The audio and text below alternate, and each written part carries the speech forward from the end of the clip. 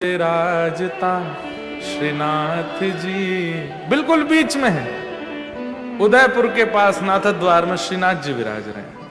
भुजा उठा करके दूसरी भुजा कमर पर रख के ठाकुर जी खड़े हैं। महाराष्ट्र में चले जाओ तो दोनों भुजा अपनी कट्टी पर धारण करके ठाकुर जी पंढरीनाथ श्री विठ्ठल के रूप में धारण करके वहां विराज रहे हैं। वहां के ठाकुर जी का विलास अलग है। तो भारत अद्भुत है। आपका ऑस्ट्रेलिया भले 7 टाइम्स बड़ा है भारत से, पर एक जैसा ही है। चाहे मेलबर्न चले जाओ, सिडनी चले जाओ, गोल्ड कोस्ट चले जाओ, हाँ थोड़ा कहीं टेम्परेचर ज्यादा है, कहीं कम है। लोग एक जैसे, रोड एक जैसे, गलियां एक जैसी, घर एक जैसे, गाड़ियां एक जैसी, पुलिस एक जैसी, नियम एक जैसे, सब कुछ एक जैसा ही है। भोजन पानी भी एक जैसा। लेकिन हमारे भारत में कलकत्ता चले जाओ तो महाराज रसगुल्ले की सुगंध एयरपोर्ट से ही आने लगती है। गुजरात चले जाओ तो खांडवी, श्रीखंड और क्या बोलते हैं फाफड़ा, कई बार तो फेफड़ा बोल गया था मैं, फाफड़ा, जलेबी, खमन। महाराष्ट्र चले जाओ पूरन पोली बन रही है, आहा आनंद आ जाता है। दक्षिण भारत चले जाओ तो पोंगल बन रहा है, दाल भात पा रहे हैं लोग, लेमन राइस पा रहे हैं। उत्तर भारत में आ जाओ तो बढ़िया हाथ की रोटी बन रही है, दाल बाटी बन रही है, चूरमा, सब कुछ अलग है। कितने वेरिएशन है भारत में, सब कुछ अच्छा है। जहां डाल डाल पर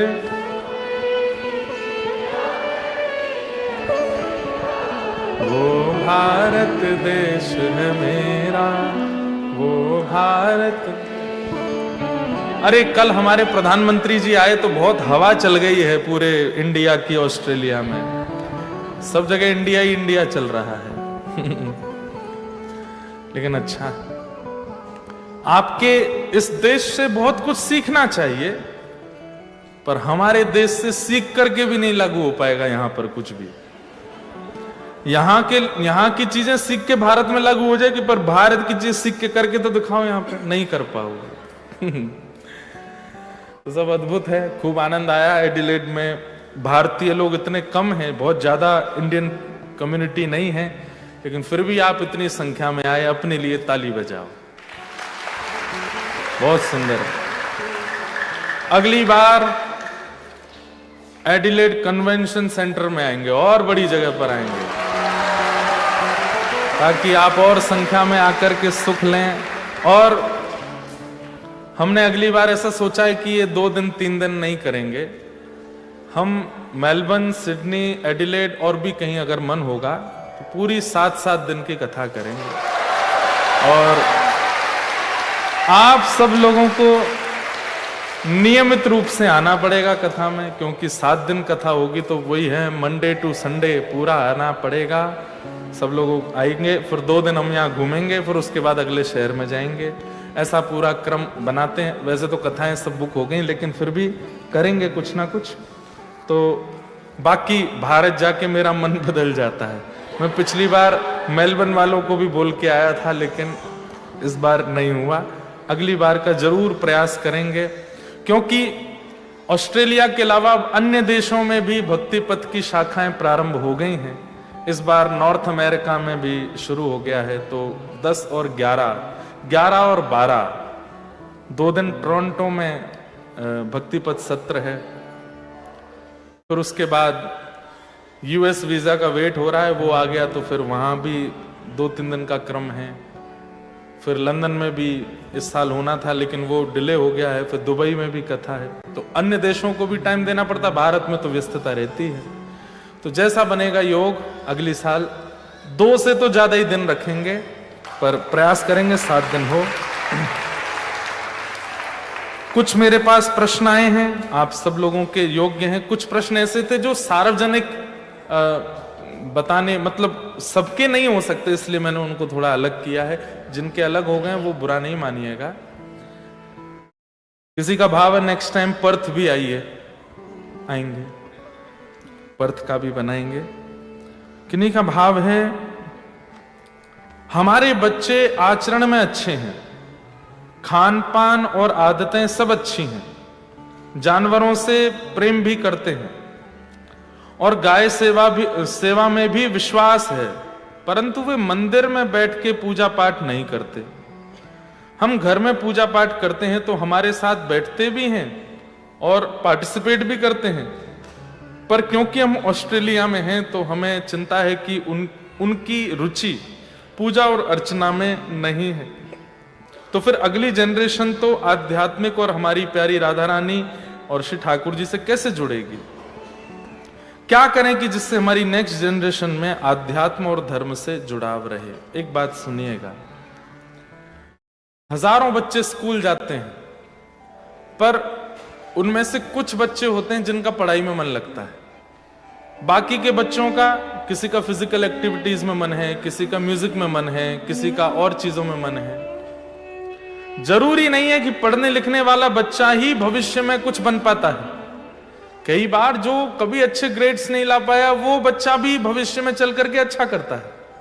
और रही बात पूजा पाठ की, आप पूजा पाठ को किस रूप में लेते हो? सुबह दिया जलाना, शाम को दिया जलाना, तो ये प्रैक्टिसेस हैं, ये पूजा पाठ नहीं है। पूजा पाठ ना हमारे भाव से इतना ज्यादा सिखाया जाता है, उनको ज्यादा आप परेशान मत होइए उनके भाव से। आपने जो जो बात बताई ये लक्षण भी हैं तो बहुत अच्छी बात है। वो खान पान नहीं करते, जानवरों से प्रेम करते हैं, बुरी आदतें नहीं हैं, अच्छा बोलते हैं, अच्छे रहते हैं, लेकिन बस थोड़ी रुचि कम है पूजा पाठ में। आपके चाहने से नहीं हो पाएगा, ये तो ठाकुर जी चाहेंगे, श्री जी चाहेंगे तभी होगा। और दूसरी बात, हमारे देश के जो युवा और पूरे विश्व के जो युवा है ना, युवावस्था में इनको ये संसार अपनी ओर खींचता है। इनको लगता है ऐसा खाना है, ऐसा पीना, ऐसा पहनना है, ये करके देखना है, ये करके देखना है। 35-40 तक करके हार जाएंगे तो लौट के फिर यहीं आना पड़ेगा। अभी भी कथा में वैसे तो यंगस्टर्स बहुत आने लगे अब, लेकिन पहले की कथाओं में अधिकतर आने वालों की संख्या 40 के ऊपर की होती थी। तो मैं सोचता था क्यों? क्योंकि 40 तक पूरी दुनिया देख के इनको समझ आ जाता है कि कुछ नहीं रखा है इस संसार में। सोचिए, इतनी बड़ी दुनिया और इतनी आकर्षण करने वाली वस्तु 35 साल तक ही अच्छी लगती है, पर 35 की उम्र से लेकर के और 90 तक श्री जी का नाम ही प्रिय लगता है। बस ये युवा अगर समझ जाएं, हमारी तरह 14 वर्ष की अवस्था में हमको चेतना आ गई थी कि यही करना है, अपने पिताजी की गादी संभालनी है, भगवत प्रेम, भगवत भाव में रहना है।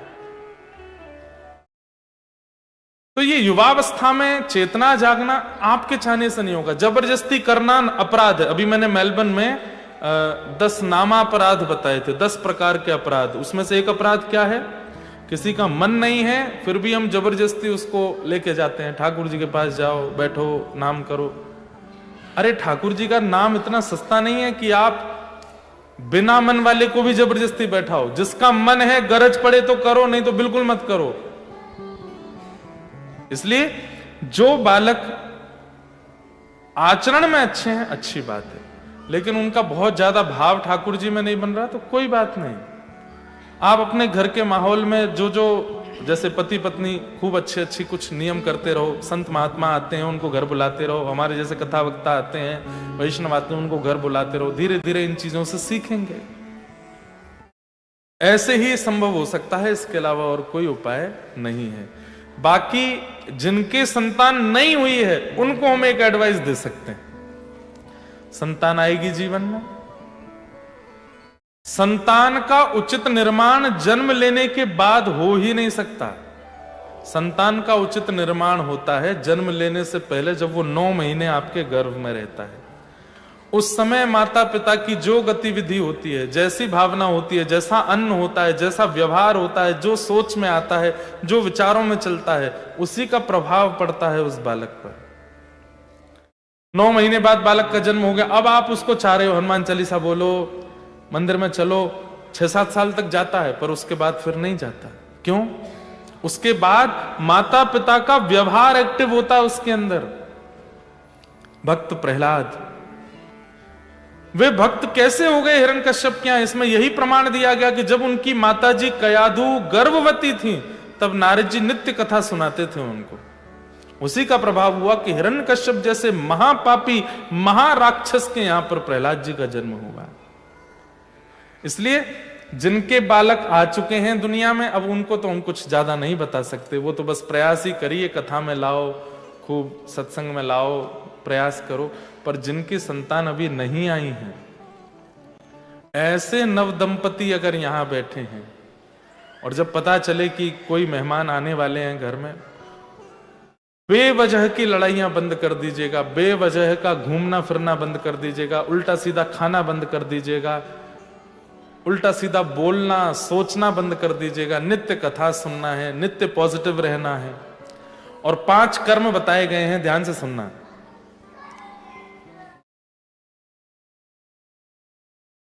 श्रीमद् भागवत के महात्म्य में 5 कर्म मैं बताता हूं देख के। तो जो बिल्कुल अभी नव विवाहित हैं और संतान का आगमन होने वाला है, उनको 5 कर्म करने चाहिए, विशेष रूप से माताओं को। अब कई बार माताएं बोलती हैं सब चीज हमको ही क्यों करनी है, पुरुषों को क्यों कुछ नहीं करना?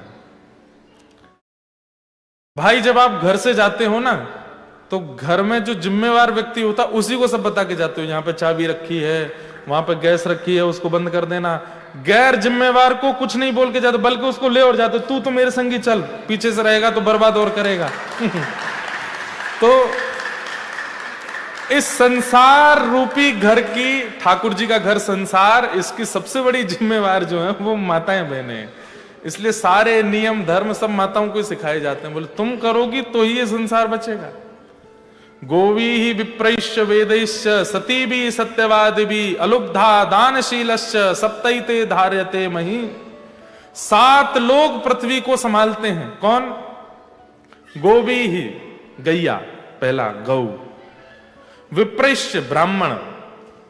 वेदैश्च, वेद पढ़ने वाले, वेद पढ़ाने वाले। सती भी, यानी कि पतिव्रता नारी। सत्यवादी भी, सत्य बोलने वाला। अलुब्धा, लोभ रहित व्यक्ति। दानशीलश्च, दान करने वाला। ये 7 ही हैं जो पृथ्वी को संभालते हैं। इसलिए माताओं को समझाया जाता है सत्यम शौचम दया दानम एक भुक्तुम तु भोजनम वर्षावधि स्त्रिया कार्यम तेन पुत्रोति निर्मल। जैसे ही पता चले कि गर्भ में बालक है तो ये 5 कर्म करने। सबसे पहला सत्यम, सत्य बोलिए जब तक उस बालक का जन्म ना हो जाए। मजाक में भी झूठ मत बोलिए, सत्य ही बोलिए। हां, परिस्थिति कहीं ऐसी आ जाए कि पति जो है, सत्य बोलने पर पति का सब बर्बादी होना है, ऐसे में सत्य नहीं बोलना। बाकी ज्यादा से ज्यादा सत्य बोलो, सत्यम ब्रूयात। दूसरा शौचम, पवित्रता रखिएगा। अच्छे वस्त्र पहनिए, आसपास भी पवित्र वातावरण रखिए। नेगेटिव बातें करने वाले, उल्टी सीधी गॉसिप्स करने वालों से दूर रहिएगा। भगवत चर्चा, भगवान नाम चलता रहे, ऐसे स्थान पर बैठिएगा। ऑस्ट्रेलिया को अच्छा भविष्य देना है, भारत को अच्छा भविष्य देना है, तो ध्यान से सुनिएगा इन बातों को। सत्यम, सत्य बोलिए। शौचम, पवित्रता। सत्यम शौचम। तीसरा दया, मन में क्रोध मत आने दीजिएगा, सब पर दया करो। अरे भयंकर शत्रु भी यदि सामने आ जाए तो उस पर भी दया कर दीजिएगा, सब पर दया। सत्यम शौचम दया। और चौथा दानम, जब तक बालक का जन्म ना हो रोज कुछ दान कीजिए। चाहे डॉलर दान कीजिए, चाहे वस्त्र दान कीजिए, अन्न दान कीजिए, कुछ भी दान कीजिए। रोज कुछ कुछ निकालते रहिए, दान करते रहिए जब तक उस बालक का जन्म ना हो। सत्यम शौचम दया दानम। और 5वां थोड़ा सा कठिन है, एक भुक्तुम तु भोजनम। केवल एक समय भोजन करो, बाकी समय फलाहार करो। आप कहोगे महाराज जी व्यासपीठ पर बैठ के बोलना तो आसान है, पर जो माँ अपने गर्भ में बालक रखती है उससे पूछिए ना कितनी क्रेविंग्स होती हैं, कितनी इच्छा। मेरी भी बड़ी 3 बहनें ना, तो मुझे अनुभव है, क्योंकि कईयों के बालक तो हमने पाले ही हैं। लेकिन भोजन एक ही समय करे, बाकी के समय पौष्टिक आहार लेवे, ठाकुर जी का प्रसाद, भोजन भी प्रसाद ही पाना है। हाँ, ये तो नियम बना लीजिए, 9 महीने कुछ और खाना ही नहीं, जो भगवत प्रसाद है वही पाना है, जो ठाकुर जी को भोग लगेगा वही पाएंगे और कुछ नहीं पाएंगे। कहते हैं वर्षावधि स्त्रिया कार्यम तेन पुत्रोति निर्मल। यदि 9 महीने, वैसे तो वर्ष लिखा है 1 वर्ष तक, यानी कि बालक के गर्भ में आने के बाद, जन्म लेने के बाद भी 1 वर्ष जब तक पूरा ना हो जाए, तब तक इन नियमों का पालन यदि माता करे तो उसका बालक साधारण नहीं होगा।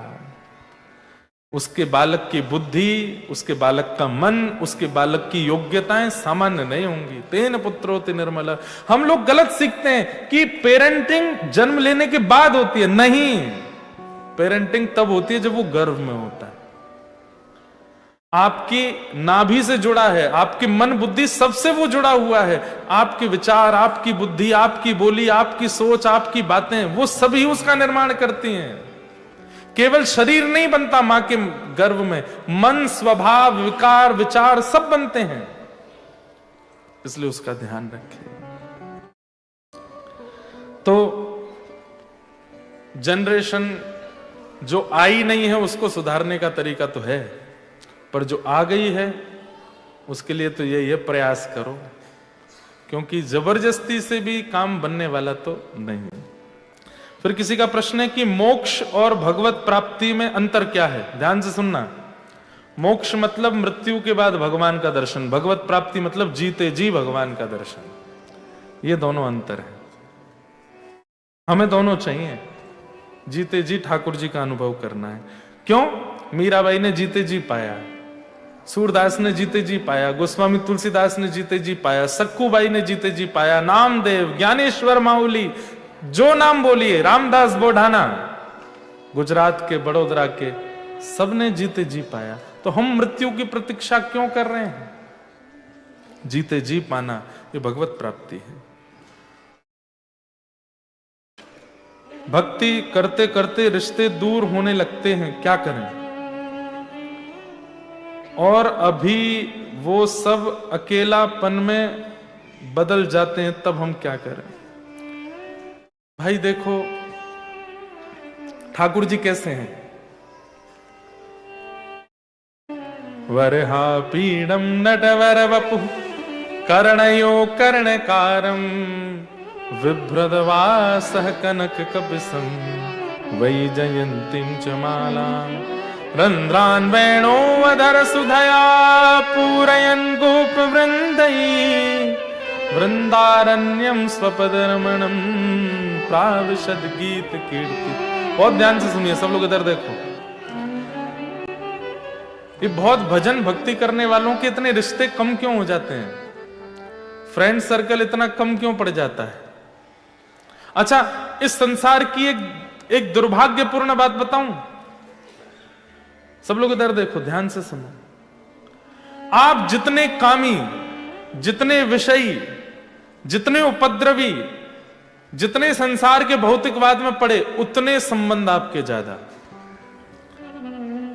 और आप 8 बजे सो जाते हैं, 4 बजे उठ जाते हैं, प्याज लहसुन नहीं खाते, मांस मदिरा का सेवन नहीं करते, पार्टीज में नहीं जाते, उल्टे सीधे काम नहीं करते, गॉसिप्स में मन नहीं लगाते, तो आपके उतने रिश्ते कम। क्यों? जिसके यहां किराए पर रहते हैं उसके यहां के नियम पालन करोगे तो ही वो आपको अपने किराए पर रहने देगा। कलयुग में हम लोग किराएदार, किराए के रूप में रहते हैं। और कलयुग के नियम क्या है? गलत खाओ, गलत पियो, गलत करो, छल करो, कपट करो, ईर्ष्या करो, द्वेष करो। और जब हम उन पालनों को नहीं करते तो किराएदार हमसे नाराज ही रहता है। कलयुग हमसे नाराज ही रहता। तुम ये सब तो करते नहीं, नाम गाते हो, अरे टाउन हॉल में जाके भी कथा सुन रहे हो, जहां मेलोडीज गाई जाती है, सिम्फनी होती है, जहां पे सब बड़े बड़े कार्यक्रम, वैसे तुम वहां पे भी कथा कर आए। बताता हूं तुमको। तो कलयुग नाराज होकर के संबंध तोड़वाता है। बाकी दूसरा रूप क्या है? दूसरी बात क्या है कि हमारे ठाकुर जी को ना बहुत स्पेस चाहिए होती है आने के लिए। क्यों? मुकुट टेढ़ा, परहा पीड़म, इतना बड़ा तो मुकुट पहनते हैं सिर पर, और वो भी सीधे रहें तो सीधा रहे ना, ऐसे। तो यहां तक की स्पेस चाहिए। फिर उसके बाद में हाथ भी पूरे यहां से कोहनी उठा लेते हैं, इधर से भी ऐसे बंशी बजाते हैं, तो इतनी स्पेस चाहिए। फिर उसके बाद कमर को लेफ्ट हैंड साइड थोड़ा सा ऐसा कर लेते हैं, और फिर उसके बाद पैर वैर भी ऐसे कर लेते हैं। तो इतनी स्पेस घेरने के लिए जगह चाहिए ना। मन में हमारे बहुत सारे लोग बैठे हैं, तो ठाकुर जी कहते सबको निकालो, तभी तो मैं भीतर आऊंगा। मुझे आने के लिए स्थान चाहिए, मुझे आने के लिए अवकाश चाहिए। इसलिए ठाकुर जी जब मन में आने लगते हैं, तो जैसे अब आपके यहां तो बहुत स्पेशियस है पूरी ऑस्ट्रेलिया ही, यहां तो जरूरत ही नहीं होती। कभी दिल्ली मेट्रो में बैठ के देखो, कभी मुंबई की लोकल में बैठ के देखो, इधर से कोहनी मार, इधर से ये कर, पिथर हटा, ये कर। बहुत दिन हो गए, अभी कितने 10 दिन हो गए हमको ऑस्ट्रेलिया में, थोड़ी भीड़ भाड़ ऐसे चढ़ नहीं रही हमारे ऊपर। इंडिया में आता है आनंद। भैया थोड़ा जगह दे दो यार, थोड़ा सा खड़े हो, इतनी भीड़ हो गई है वृंदावन में। ठाकुर जी को स्थान चाहिए, इसलिए हृदय से सबको निकाल देते हैं। और जब पूरा स्पेशियस हो जाता है हृदय, तब आते हैं श्याम सुंदर, और फिर आके ऐसे अड़के खड़े होते हैं कि फिर निकल ही नहीं पाते। अच्छा सीधी वस्तु आवे तो आएगी, निकल भी जाएगी, लेकिन टेढ़ी मेढ़ी वस्तु आवे तो पहले आएगी बड़ी मुश्किल से, और आ गई तो फिर जाएगी नहीं। हमारे ब्रज वृंदावन की एक लीला सुनाते हैं कि एक गोपी आंख बंद करके बैठी थी। नारद जी महाराज आकर के बोले, हैं वृंदावन में कौन तपस्या कर रहा है? अरे वृंदावन प्रेम की भूमि में आंख बंद करके चित्त में किसको धारण कर रही हो गोपी? तो गोपी कहती है, ये वृंदावन है नारद जी, यहां आंख बंद करके किसी को धारण नहीं किया जाता। तो आंख बंद करके चित्त में अड़े हुए श्याम सुंदर से निवेदन कर रही हूं कि निकल जाओ। बहुत देर हो गई है बैठे बैठे, ना काम कर पा रही हूं, ना भोजन बना पा रही हूं, ना पति की सुन पा रही हूं, ना सास की सुन पा रही हूं। चित्त से थोड़ी देर के लिए निकल जाओ ताकि घर के काम कर लूं मैं। वृंदावन उल्टा है, वहां नेत्र बंद करके ध्यान नहीं किया जाता, ध्यान करके चित्त से ठाकुर जी को निकाला जाता है। मीराबाई कहती हैं, माई मेरे श्याम लगो संग डोले, माई मेरे श्याम लगो संग। समझ में आया? मीराबाई कह रही हैं कि श्याम सुंदर संग ही डोलते रहते हैं, डोलते मतलब घूमते रहते हैं। जित जाऊं उत ठाड़ो ही पावे, जित जाऊं ठाड़ो ही पावे, और बिना बुलाए बोले, बिना बुलाए बोले, श्याम लगो संग डोले। माई मेरे श्याम लगो संग डोले, माई मेरे श्याम लगो संग। हे माई मेरे श्याम लगो संग डोले, माई मेरे श्याम लगो संग डोले। जहां जाऊं वहीं ठाड़े मिल जाएं, संगी चले मेरे। वृंदावन की रसरीति तो ऐसी है कि श्याम सुंदर एक क्षण के लिए भी चित्त छोड़ करके नहीं जाते, सदा चित्त में बसे रहते हैं। और क्या कह रही हैं? किसी ने कहा कि अरे मीरा, तेरे सामने जब श्याम सुंदर आते हैं तू आंख बंद कर लिया कर, तेरे सामने जब कृष्ण आते हैं तू आंख बंद कर लिया कर, घूंघट कर लिया कर, मुंह फेर के चली जाया कर। तो भाई साहब कहती हैं, कहा करूं लोभी मेरे नैना, कहा करूं लोभी मेरे नैना। अरे ऐसे सुंदर श्याम सुंदर जिसके सन्मुख आ जाएं, भले ही हमको बहुत परेशान करते हैं, बहुत दुखी करते हैं, लेकिन क्या करूं, ये नेत्र उनको देखे बिना रहते भी तो नहीं है। कहा करूं लोभी मेरे नैना, कहा करूं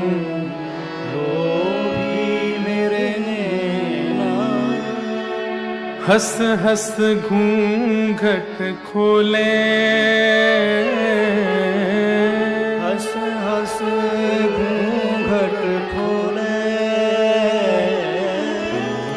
श्याम लग्यो संग डोले, माई मेरे श्याम लग्यो संग डोले, माई मेरे श्याम लग्यो संग। तो अगर भक्ति मार्ग में आओगे तो ये चित्त की क्लीनिंग तो चलती रहेगी। धीरे धीरे धीरे धीरे धीरे अकेले हो जाओगे, सब छोड़ देंगे आपको, कोई नहीं रहेगा साथ में, वही रहेगा जो हरि का है।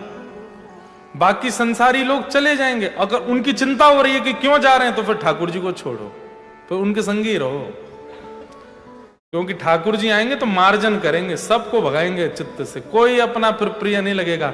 एक हितरवंश महाप्रभु की शिष्य प्रणाली में भोरी सखी, भोरी सखी जी का एक पद है, सो दुख दी जो ही माही, सो दुख दी जो ही माही, बस्ती छोड़ एकांत बिठाओ, बातन सो घबराही, बस्ती छोड़ एकांत बिठाओ, बातन सो घबराई, बिन पद कंज छटा दृग देखे, कोई सुहावत नाही, बिन पद कंज छटा देखे, को सुहावत नाही, भोरी ऐसे दुख बिन प्यारी, भोरी ऐसे दुख बिन प्यारी, जीवन व्यर्थ गवाही, सो दुख दी जो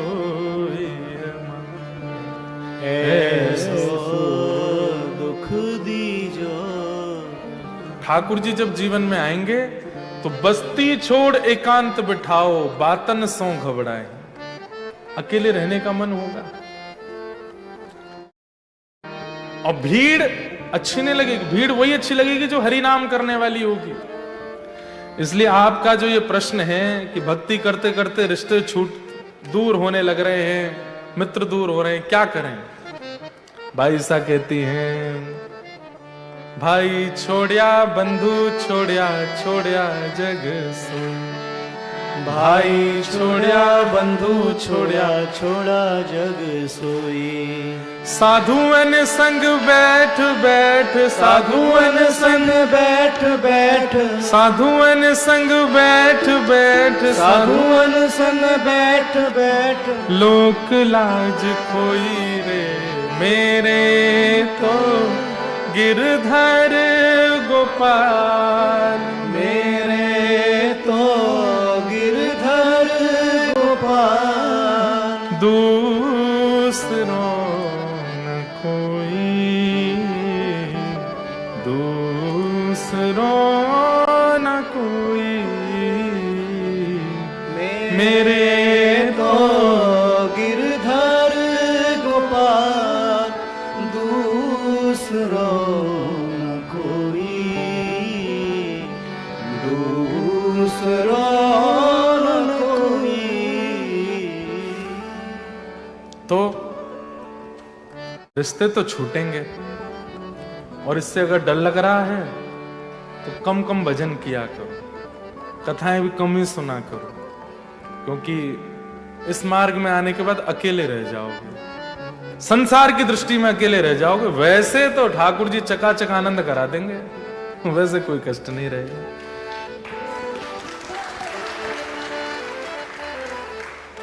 अगर प्याज लहसुन खाते हैं और बाकी सब नियम पालन करते हैं तो क्या फिर भी हम ठाकुर जी को प्रिय नहीं लगेंगे? ऐसा नहीं है, लेकिन गीता में भगवान एक बात कहते हैं, भुंगते त्वघम पापात ये पचंत्यात्म कारणम। जो बिना मेरा भोग लगाए केवल अपनी जीव को स्वाद देने के लिए भोजन बना के खाते हैं और मेरा भोग नहीं लगाते, वो कहीं ना कहीं अपने पाप को जन्म देते हैं। कौन से पाप? जो पाप गंगा स्नान करने से, तीर्थ यात्रा करने से नष्ट हो चुके हैं, प्रायश्चित करने से खत्म हो गए हैं, वो पुनर्जागृत हो जाते हैं बिना ठाकुर जी को भोग लगाए पाने से। और ठाकुर जी को प्याज लहसुन का भोग लगता नहीं है, क्या करें फिर? कोई बहुत बड़ा पाप नहीं है, अपराध नहीं है, लेकिन प्रयास करो कम, धीरे धीरे कम करो। क्योंकि तामसिकता है, ये जो टेम्पर हाई होना, बहुत जल्दी गुस्सा आ जाना, ईगो पर लग जाना, ये सब बहुत होता है। ये तामसिक भोजन करने वालों की स्थिति होती है। व्यक्ति जब तामसी भोजन छोड़ देता ना, धीरे धीरे कामनेस उसके अंदर आने लग जाती है, शांति, सहनशीलता। हम कथा करते हैं, हजारों लोग प्रेम करने वाले हैं, लेकिन सैकड़ों लोग गालियां भी देते हैं, सैकड़ों लोग अपमान भी करते हैं, उल्टे सीधे विरोध भी करते हैं, लेकिन मन पर ज्यादा फर्क नहीं पड़ता। और इन सब का कारण कहीं ना कहीं तामसिकता का त्याग। अच्छा, आप कभी सोचते नहीं कि महाराज जी जीन्स क्यों नहीं पहनते हमारी तरह? ये धोती बगलबंदी ही क्यों पहनते हैं? ये तिलक रोज क्यों लगाते हैं? शिखा क्यों रखते हैं? ये सब सात्विकता है। जब सात्विक व्यक्ति रहने लगता है ना, धीरे धीरे धीरे धीरे धीरे धीरे उसके मन पर, उसकी बुद्धि पर उसका असर होता है। और कैसे असर होता है? सहनशील बनने लग जाता है, पेशेंस लेवल उसका थोड़ा ठीक होने लगता है, दूसरों में दोष देखना कम हो जाता है, फालतू की अपवाद, फालतू की बकवाद, इन सब में रुचि कम हो जाती है। हंसना, खेलना, मगन रहना, आनंद में रहना, ये सब उसका प्रारंभ हो जाता है।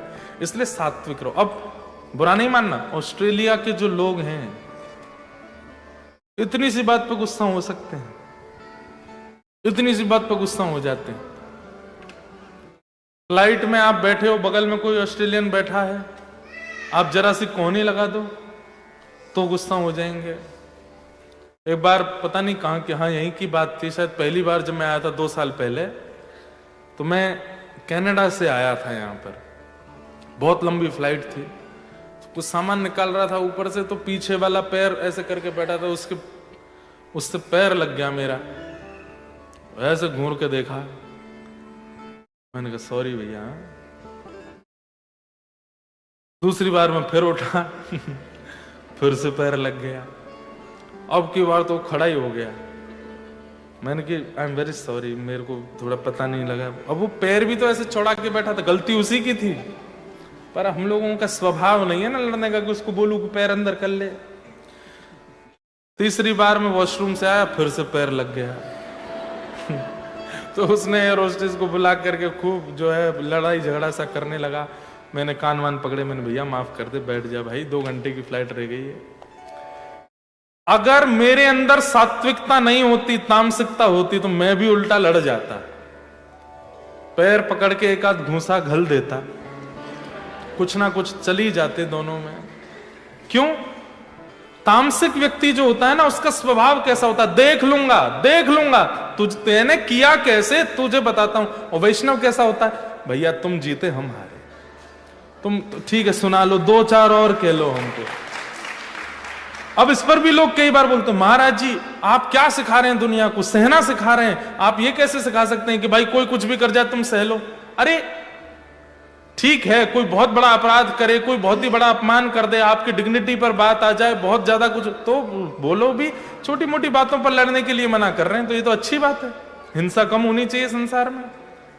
तो तामसिक वस्तुओं का जब आप सेवन करते हो तो आपका टेम्पर हाई होता है, पेशेंस लेवल घट जाता है, बुद्धि विवेक से काम करना बंद कर देती है, इसलिए उसको खाने के लिए मना किया गया है।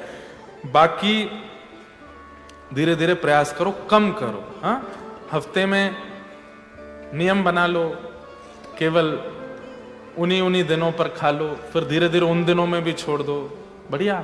अरे बिना प्याज लहसुन का कोई बढ़िया प्रसाद बनाए तो क्या। हम कल रात्रि प्रसाद पाने गए थे जिनके यहाँ, कहाँ है वो बहन जी, ये बैठी, इन्होंने पिज्जा भी बनाया था, इन्होंने नाचोस भी बनाए थे, इन्होंने और भी बहुत सारी चीजें बनाई, पर सब बिना प्याज लहसुन का। जो वो था, क्या बोलते हैं उसको, सॉसेस वगैरह भी सब बिल्कुल वैसे, कितना बढ़िया बना था। तो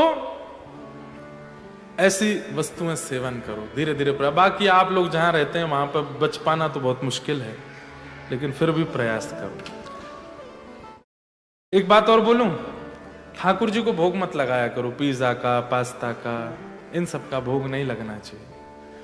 कई लोग मेरी बात से नाखुश भी होंगे, लेकिन आप जानते हैं भारत में जितने भी मंदिर हैं, आज भी उन मंदिरों में हजारों साल पुरानी प्रसाद की पद्धति क्यों चल रही है। जगन्नाथ मंदिर में अगर आप जाएंगे तो आज भी हजारों साल पुराना दाल भात ही बनता है, आज भी महाप्रसाद ही पाते हैं, आज भी ठाकुर जी कटहल की सब्जी होती है, दाल में आती, आदि आदि सब सामग्री बिल्कुल सेम है, कोई परिवर्तन नहीं है उनमें। क्यों? क्योंकि वे सब प्रसाद सिद्ध हो गए हैं और ठाकुर जी वही पाते हैं जो भारत की उपजाऊ वस्तु है।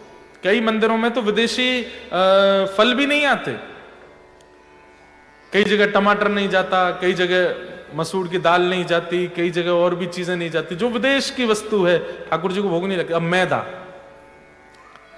इसका भी भोग ठाकुर जी, हमने कभी नहीं सुना यशोदा मैया ने कोई मैदा की वस्तु बना खिलाई ठाकुर जी को। ठाकुर जी क्या पाते हैं? बढ़िया दाल भात पाते हैं, बढ़िया रोटी पाते हैं, रोटला पाते हैं, बाजरे का पाते हैं, ज्वार का पाते हैं, गेहूं का पाते हैं।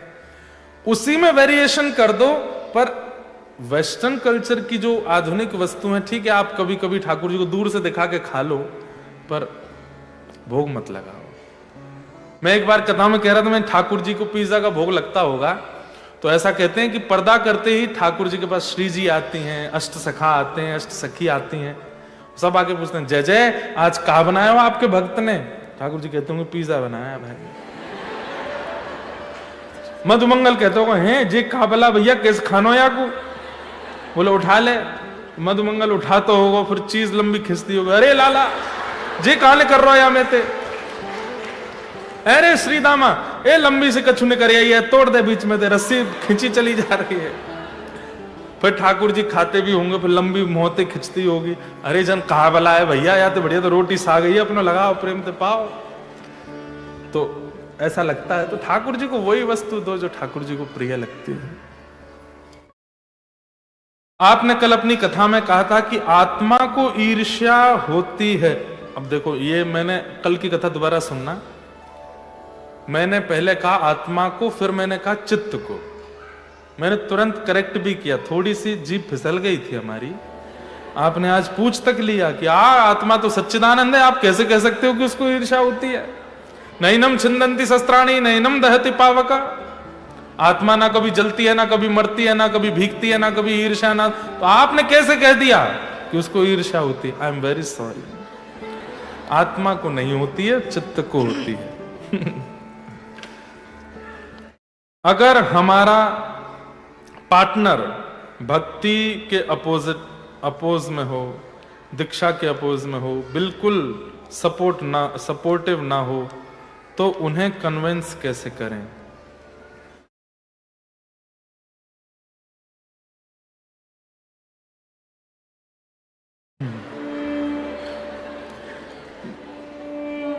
मेरा पार्टनर अपोजिट नहीं है, तो मैं कैसे बताऊं?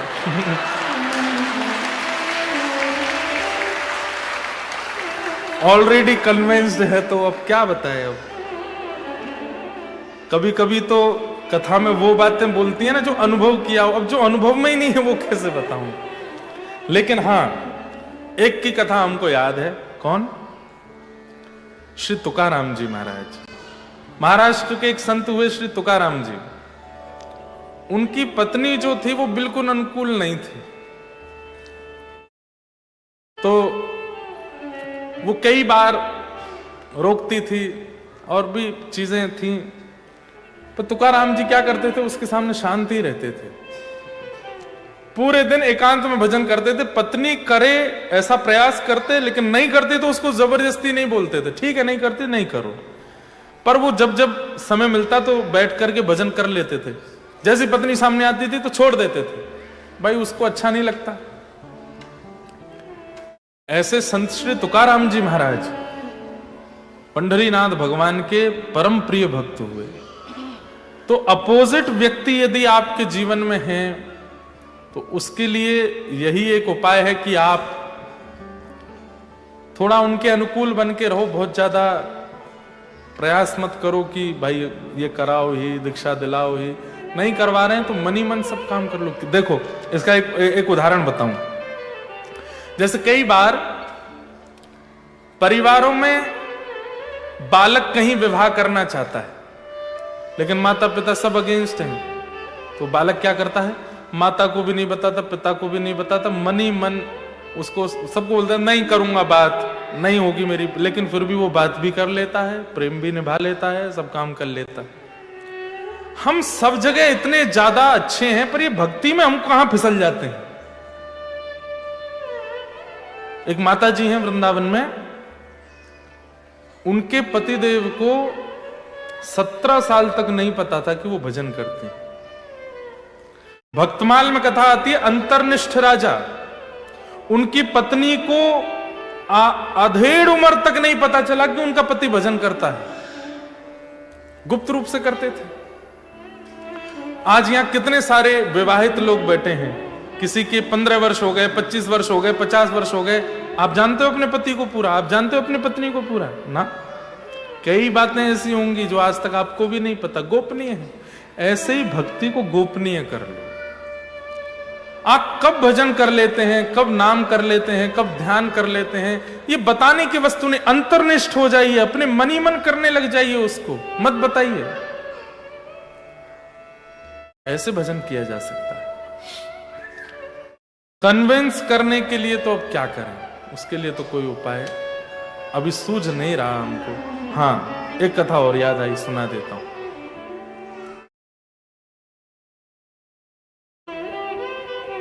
इसको खोलने का कोई पर्पस है, बार बार ये थोड़ा बंद रहता है तो हमको आवाज कम आती। एक ना भक्त थे, उनका नाम था अंगद जी महाराज। पत्नी से बहुत प्यार करते थे। पत्नी उनकी साधिका थी, कथा में जाती थी, कथा सुनती थी, भजन करती थी, लेकिन अंगद जी नहीं करते थे। और अंगद जी ने अपनी पत्नी से कहा, मैं तुमको भजन में नहीं रोकूंगा और तुम मुझको भजन करने के लिए कभी बोलना नहीं। उनकी पत्नी ने कहा ठीक है। 10, 15, 20 वर्ष निकल गए विवाह को।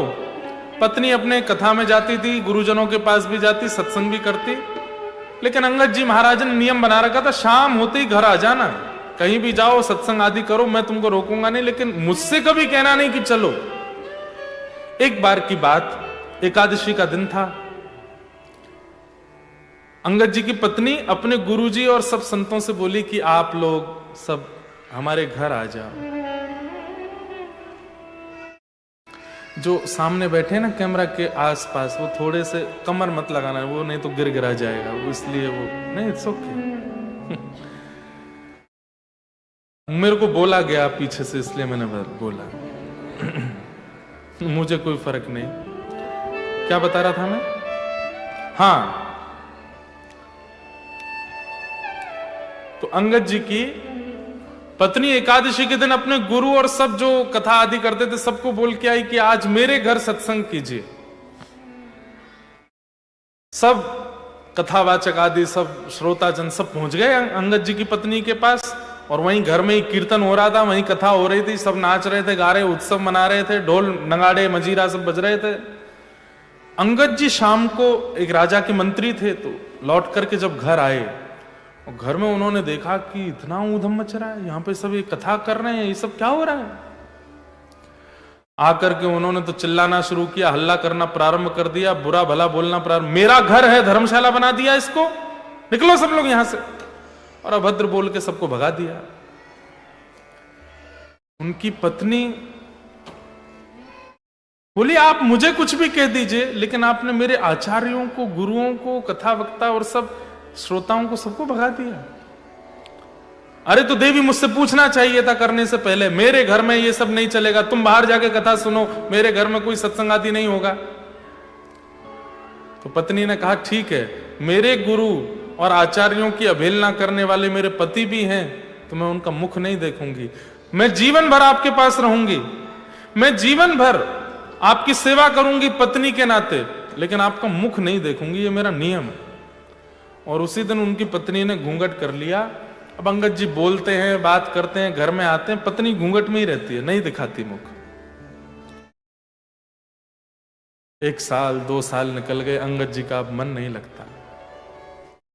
अंगद जी बोले क्या करें, घर जाने की इच्छा भी नहीं होती, पत्नी बात ही नहीं करती है, मौन हो गई है, शांत हो गई है, बस रोटी बना के दे देती है, वस्त्र दे देती है, जो मेरी जरूरतें हैं उनको पूरी कर देती है, बाकी ना मुझसे बात करना, मुझको देखना, कुछ भी नहीं।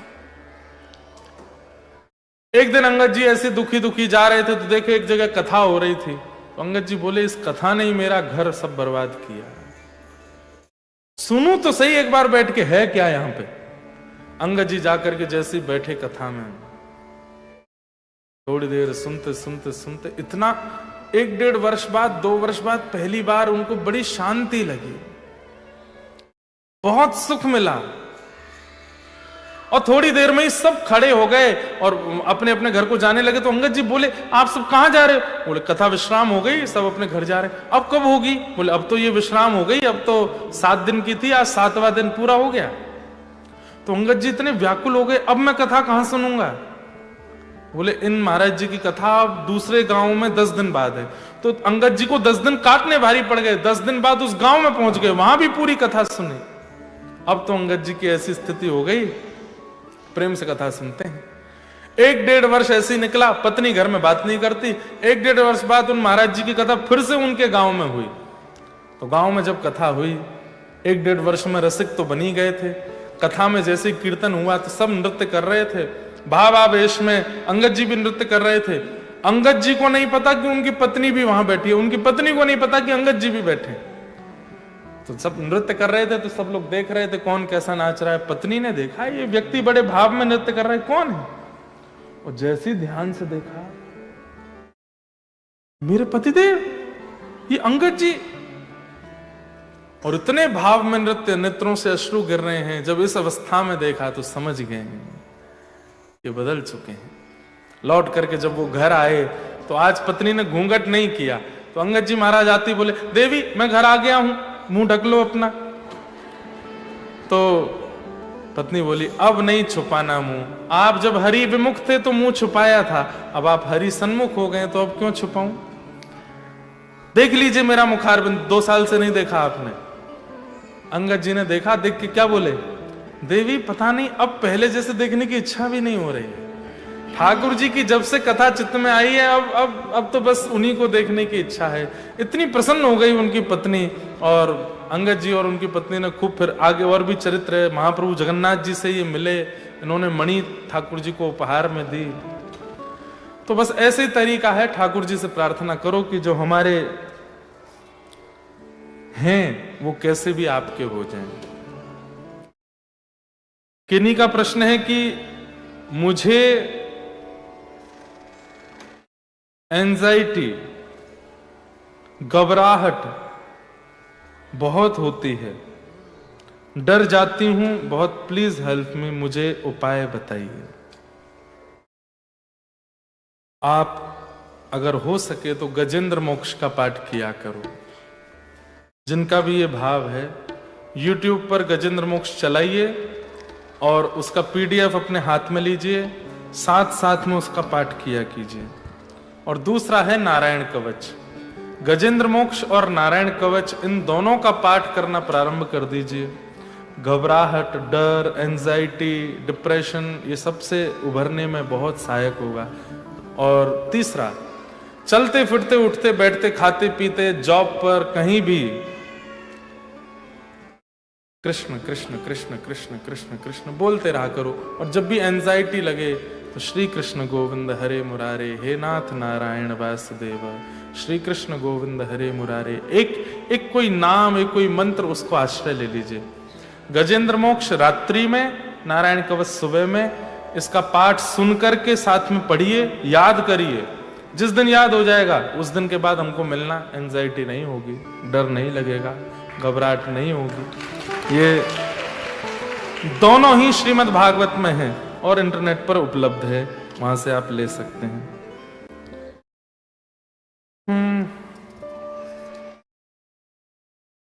बहुत सारे प्रश्न हो गए आज।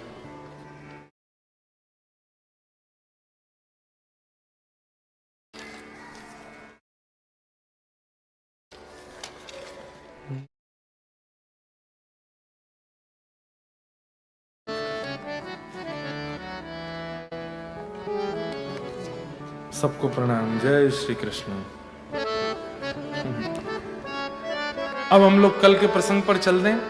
भगवान 4 प्रकार के अपने भक्तों के विषय में बता रहे हैं। इस प्रसंग में प्रवेश करें उससे पूर्व थोड़ा हरिनाम, कुछ भगवत भाव कर लें, उसके बाद प्रवेश करेंगे।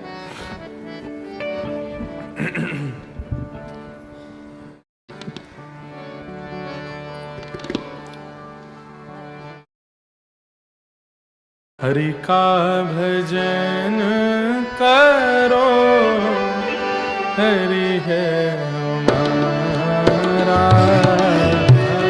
हरि का भजन करो, हरि है हमारा। करताल बजा के गाओ। हरि का भजन करो, हरि है हमारा। हरि का भजन करो, हरि है हमारा। हे हरि नाम लेने वाला, हरि नाम लेने वाला, हरि नाम गाने वाला, हरि नाम गाने वाला। हे हरि का है प्यारा। हरि का भजन करो, हरि है हमारा। हरि का भजन करो, हरि है हमारा। हरि नाम से तेरा काम बनेगा। हरि नाम से तेरा काम बनेगा। हरि नाम ही तेरे साथ चलेगा। हरि नाम ही तेरे साथ चलेगा। हरि नाम लेने वाला, हरि नाम लेने वाला, हरि नाम गाने वाला, हरि नाम गाने वाला। हरि का है प्यारा। हरि का भजन करो, हरि है हमारा। हरि का भजन करो, हरि है हमारा। श्री राधा गिरधर लाल की।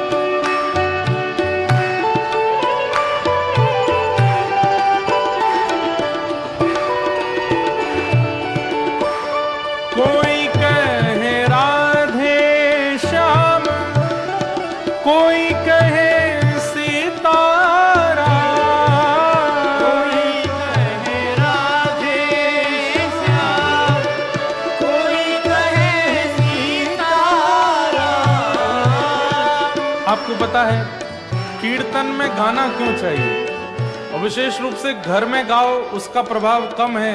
जब ऐसे समाज संगत बैठी हो इसमें गाने का क्यों प्रभाव है। जब हम गाते हैं ना तो हमारे वाणी के माध्यम से, वाणी के माध्यम से पाप निकलते हैं बाहर, और ताल बजा के गाते हैं तो जो बाहर निकला वो मरते हैं।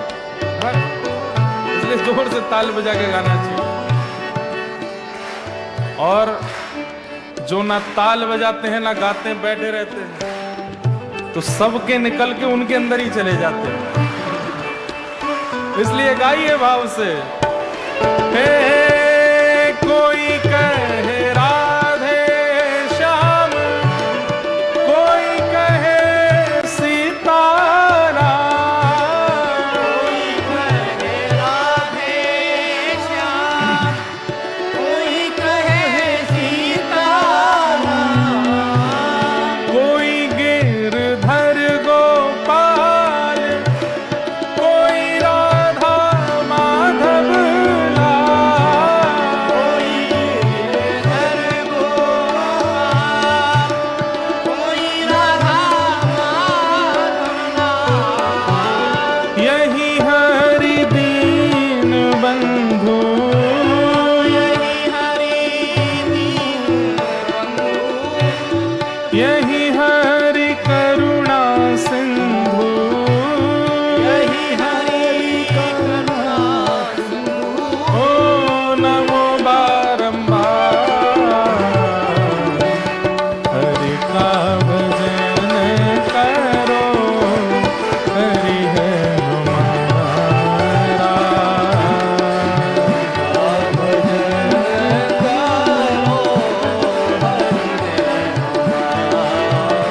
ओ हरि का भजन करो, हरि है हमारा।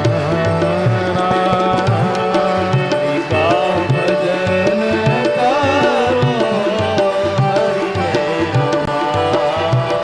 हे हरे कृष्ण कृष्ण कृष्ण हरे हरे, हरे कृष्ण कृष्ण कृष्ण हरे हरे, हरे राम राम राम हरे हरे, हरे राम राम राम हरे हरे, हरे कृष्ण कृष्ण कृष्ण हरे हरे, हरे कृष्ण कृष्ण कृष्ण हरे हरे, हरे राम राम राम हरे हरे, हरे राम राम हरे हरे, हे हरे कृष्ण कृष्ण कृष्ण हरे हरे, हरे कृष्ण कृष्ण कृष्ण हरे हरे, हरे राम राम राम हरे हरे, हरे राम राम हरे हरे। हे मैया तेरे पाँव पड़ूं एक बार हरि वो, मैया तेरे पाँव पड़ूं एक बार हरि बोल। मेरे भैया तेरे पाँव पड़ूं एक बार हरि वो, भैया तेरे पाँव पड़ूं एक बार हरि बोल। प्रेम दाता नित्य बोले बोल हरि हरि बोल, प्रेम दाता नित्य बोले बोल हरि हरि बोल। प्रेम दाता नित्य बोले बोल हरि हरि बोल, प्रेम दाता नित्य बोले बोल हरि हरि बोल। हरि बोल हरि बोल हरि हरि हरि बोल, हरि बोल हरि बोल हरि हरि हरि बोल। हरि बोल हरि बोल हरि हरि हरि बोल, हरि बोल हरि बोल हरि हरि हरि बोल। आपके अगल बगल में जो नहीं बोल रहे हैं और या ताली भी नहीं बजा रहे या धीमे धीमे बस हरि बोल ऐसे कर रहे हैं, उनके पैर पड़ो। मैया तेरे पाँव पड़ूं एक बार हरि बोल, भैया तेरे पाँव पड़ूं एक बार हरि बोल। भैया तेरे पाँव पड़ूं एक बार हरि बोल, भैया तेरे पाँव पड़ूं एक बार हरि बोल। हरि बोल हरि बोल हरि हरि हरि बोल, हरि बोल हरि बोल हरि हरि हरि बोल। हरि बोल हरि बोल हरि हरि हरि बोल, हरि बोल हरि बोल हरि हरि हरि बोल। हे हरि बोल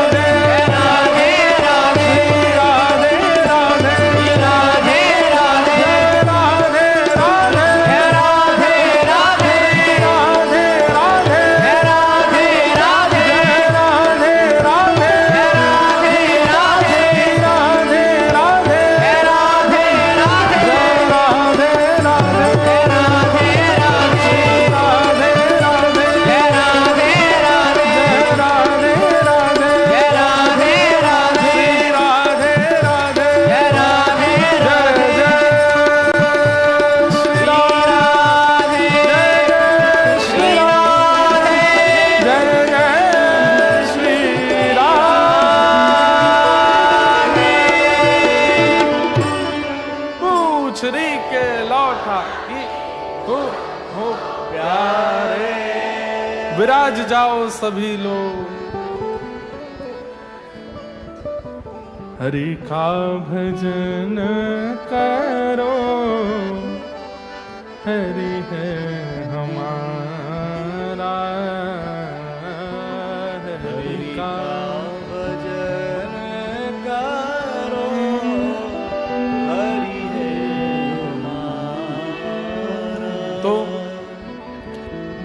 कल हम लोग कथा में श्रवण कर रहे थे कि देवभूति माता कपिल भगवान दोनों का संवाद चल रहा है और भगवान अपने 4 प्रकार के विशिष्ट भक्तों के विषय में बता रहे हैं,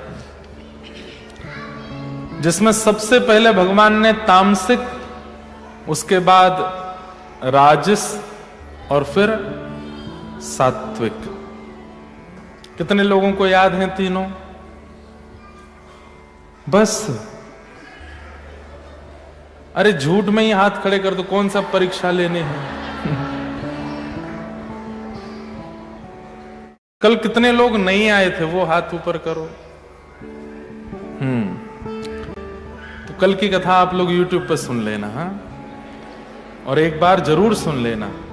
4 प्रकार के ठाकुर जी के भक्त होते हैं, जिसमें ठाकुर जी को 2 प्रकार के नहीं प्रिय हैं और 2 प्रकार के प्रिय हैं। कौन कौन से प्रिय नहीं है? तामसिक और राजस। तामसिक भक्त किसको कहते हैं थोड़ा सूक्ष्म में बता दूं। जो कथा भी सुनते हैं, मंदिर भी जाते हैं, नियम भी करते हैं, लेकिन सारे उल्टे सीधे काम भी करते हैं। सब खाते पीते भी हैं, उल्टा सीधा सब करते भी हैं। कोई नियम में कहीं भी उनको ये नहीं लगता कि ये पाप है, ये मुझे नहीं करना चाहिए, ये अनुचित है। ऐसी विचारधारा जिनकी नहीं होती, जो सब कार्य करने में भी योग्य होते हैं। तामसिक हिंसा करते हैं, पाखंड करते हैं, ईर्ष्या करते हैं। इस प्रकार के लोगों को तामसिक भक्त कहते हैं। ठाकुर जी कहते हैं मुझे प्रिय नहीं, जैसे रावण। दूसरा है राजस, जो भगवान से केवल मांगने के लिए जाता है। ठाकुर जी को ATM मशीन समझ रखा है। यहां पर नारियल चढ़ा दो, पैसे चढ़ा दो, ठाकुर जी से डील कर लो। आप मेरा ये काम करा दो, सोने का छत्र चढ़वा दूंगा। आप मेरा ये काम करा दो, पोशाक लगवा दूंगा। आप मेरा ये काम करा दो, 56 भोग करा दूंगा। आप मेरा ये काम करा दो, दूध की धारा से परिक्रमा कर दूंगा। मतलब ठाकुर जी उसके लिए कोई बहुत ग्रीडी है क्या कि भाई ये करो मेरे लिए तो मैं तुम्हारा काम करूं? ऐसा नहीं। इस प्रकार के लोग कौन हैं? राजस, जो केवल ऐश्वर्य, यश, कीर्ति, इन सब के लिए ठाकुर जी का भजन करते हैं। फिर आता है सात्विक, जो हर क्रिया के पीछे ये विश्वास करता है कि मेरी सामर्थ्य नहीं थी, ठाकुर जी ने कराया। मेरी योग्यता नहीं थी, ठाकुर जी ने कराया। मैं तो केवल प्रयास कर रहा हूं, मैं तो योग्य ही नहीं हूं, ठाकुर जी करा रहे। इस प्रकार की भावना रखने वाला सात्विक। अब ठाकुर जी कह रहे हैं मैया, अब मैं आपको चौथे भक्त के बारे में बता रहा हूं जो मुझे बहुत प्रिय है। और ये चौथा भक्त कौन है? लक्षणम भक्ति योगस्य निर्गुणस्य हृदाहतम अहैतुक्य व्यवहिता या भक्ति पुरुषोत्तम। ये चौथे प्रकार के भक्त कैसे होते हैं मैया? इनमें भक्ति के सारे लक्षण होते हैं। भक्ति के लक्षण कौन कौन से होते हैं? वाग्गद्गदा द्रवते यस्य चित्तम रुदत्य वीक्षणम हसति क्वचिच्च विलज्ज उद्गायत नृत्यते च मद्भक्ति युक्तो भुवनम पुनातु। वाग्गद्गदा, मेरी कथा सुनते सुनते जिसकी वाणी गदगद हो जाए, मेरी बातें करते करते जिसका कंठ भरावे। द्रवते यस्य चित्तम, मेरी याद में जिसका चित्त द्रवित रहता है। वाग गदगदा द्रवते यस्य चित्तम रुदत्य भिक्षणम, कभी भी रोने लग जाता है मुझे याद करके। हसती क्वचिच्च, कभी प्रसन्न हो जाता है मेरे वैष्णव भक्तों को देख के। विलज्ज उद्गायत नृत्य तेज, मेरे कीर्तन में लज्जा रहित होकर के नृत्य करता है, कीर्तन करता है। मदभक्ति युक्तो भुवनम पुनातु। मैया, ये मेरे चौथे प्रकार के भक्त हैं जिन्हें मैं निर्गुण भक्त कहता हूं। और ये निर्गुण भक्त कैसे होते हैं?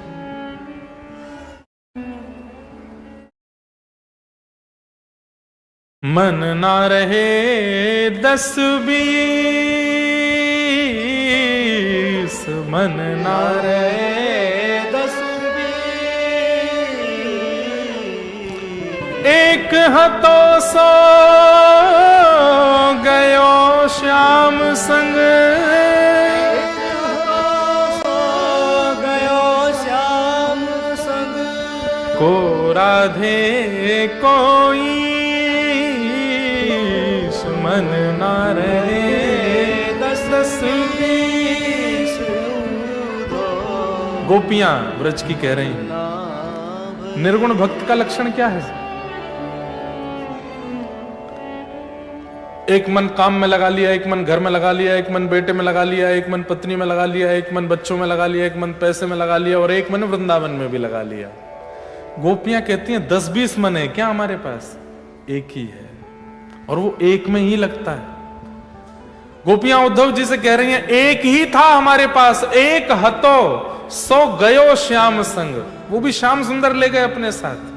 अब इस मन को कहीं और कैसे लगाएं? जब श्री कृष्ण वृंदावन छोड़ के चले गए तब उद्धव जी समझाने गए थे गोपियों को, और गोपियों से जाके बोले, आप लोग जिनकी याद में रोती हैं वो परमात्मा हैं, और परमात्मा किसी एक का नहीं होता, परमात्मा विश्व का होता है, परमात्मा जगत का होता है। वे अपने कार्य को आधारित करने के लिए आगे गए हैं, आप कृपा कर अपना मन कहीं और लगा लीजिए। गोपियां बोली 10-20 मन है ना हमारे पास, एक ही है, और वो भी श्याम सुंदर ले गए अपने साथ, अब कैसे कहीं और लगा मैं?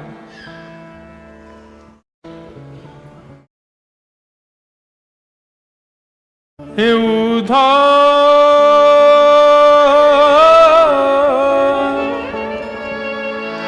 मत आइयो समझाने,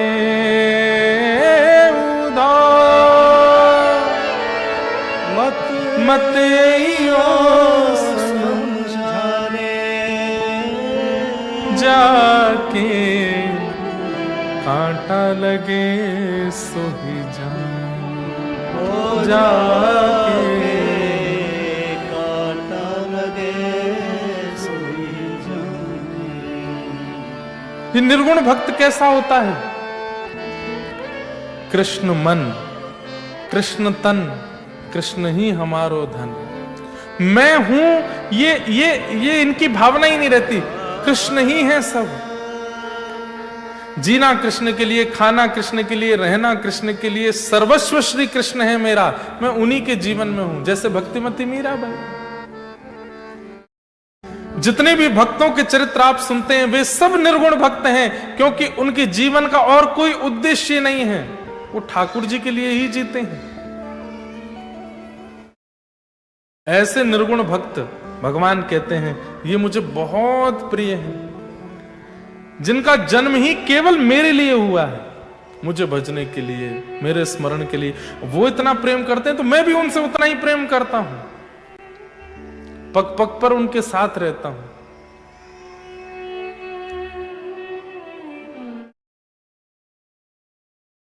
निर्गुण भक्त, इसके अंदर नाम ही है निर्गुण, इसके अंदर कोई गुण ही नहीं है, केवल एक ही गुण है, क्या? कृष्ण गुण।